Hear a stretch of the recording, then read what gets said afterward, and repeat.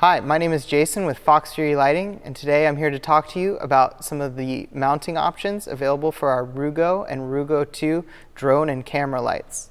The Yuneec Typhoon H and H520 mounts worked almost identically to the DJI 4 mount. The design is a little different of the mount itself, but they mount using the 2 thumb screws. Once you have your Yuneec drone mount attached to either your Rugo or Rugo 2, you're ready to place it on your drone.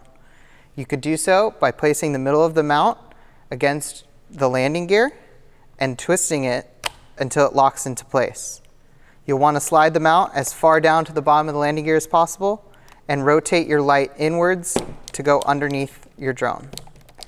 The light head can be adjusted 360 degrees around, as well as the beam be focused either straight ahead or down at the ground by rotating the mount around the landing gear. The mount can be removed by reversing this order and twisting the mount off of the landing gear. Thanks so much for watching. I hope this video helped you out.